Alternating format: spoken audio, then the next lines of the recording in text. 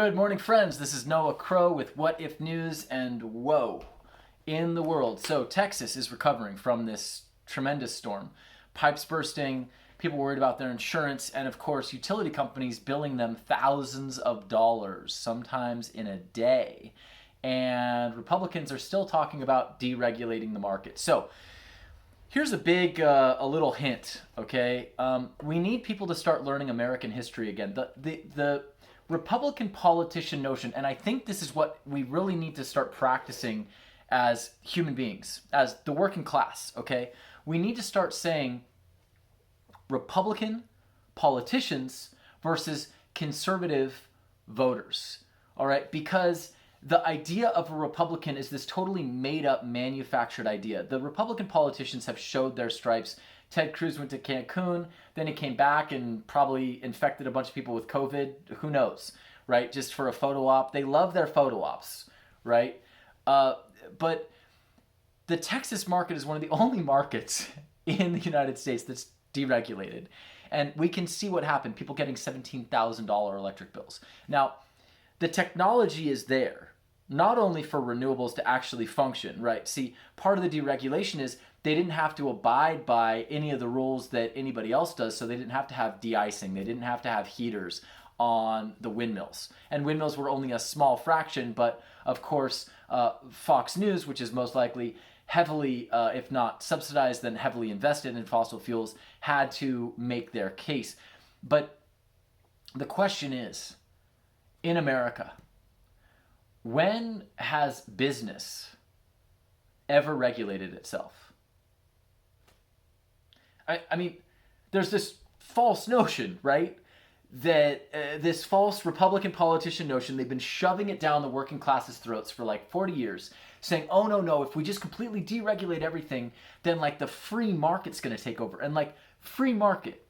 Okay, I just want you to take a look. Let's take a look at what free market really means. Free market, okay, what they're talking about means that if you go into a bar, the biggest person in the bar that's willing to be the most violent is going to get what they want.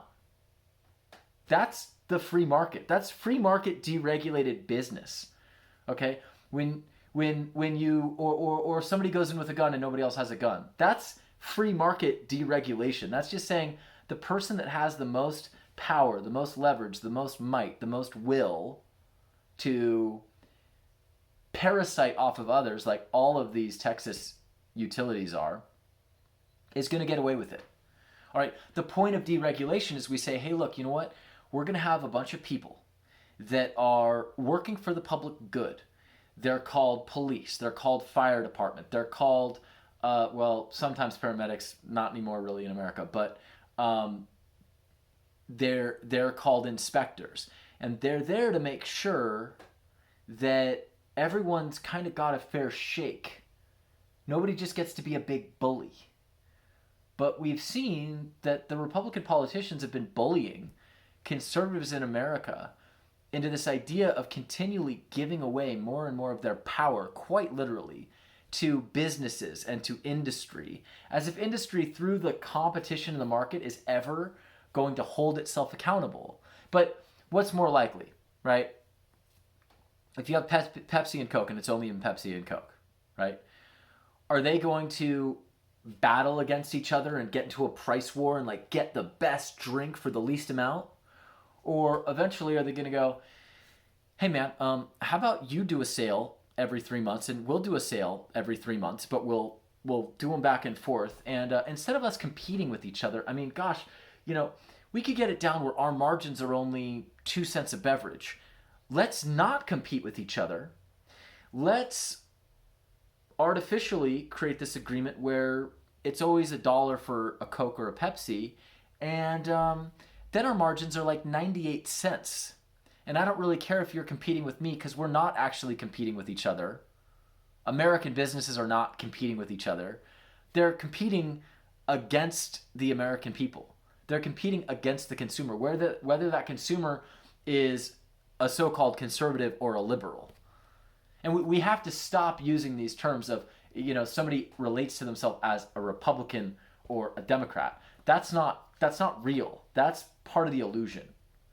You're a liberal in that you believe in certain things, right? Or you're a conservative in that you believe that government needs to, less government, more government, okay? But it's not even that clear, because the really interesting thing is that all these politicians that say they want less and less government are getting paid and have all of their status and power and money and ability to be complete frauds and be bribed by lobbyists. All that is because there's a government.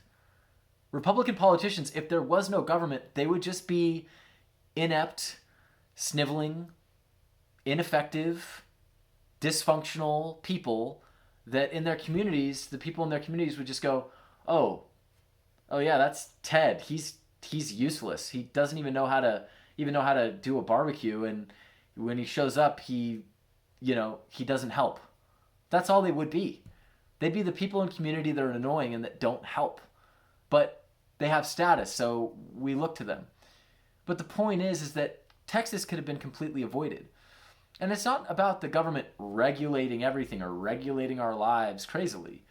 It's about having a government. And look, I totally agree. Why not have government where it's actually local people that are hired and are working to regulate the industries within their communities, so that it's much less likely to have grift or graft or bribes or whatever it is. Have it so it's very visible what exactly these companies are doing, where their money is going, and which politicians they're supporting. Because these backdoor deals, this is not what Texans asked for. This is just what was forced upon them. And they're paying the price. But the technology is there. And when we talk about renewable technology and green energy and all that stuff, I mean, that's really a lame kind of moniker. It's silly, right? I mean, that's like saying that a modern automobile that gets 30 miles to the gallon is green energy because it's better than a car from the 50s that gets 15 miles to the gallon. Like, no, it's just technology. It's just modern technology. It's not about being green. It's not about being environmental. It's not really about any of that. If you remove all the subsidies from the fossil fuels, they're not less expensive, right? They're not less expensive than modern technology. Call it green, call it environmental. It's just economical. It's just saying, hey, you know what? If we stop subsidizing corn in America, if we stop subsidizing the banana plantations in the banana republics, bananas would be $1 a piece, right? This isn't like some kind of social justice warrior environmentalist tree hugging thing. It's literally, it's 2020. You probably don't want to use a fax machine if you don't want to. You'd rather use an email. Now, just because emailing saves paper and energy and ink and everything else compared to a fax machine, you're not doing it because you're green. You're doing it because it's easier. It's more efficient. It costs you less money.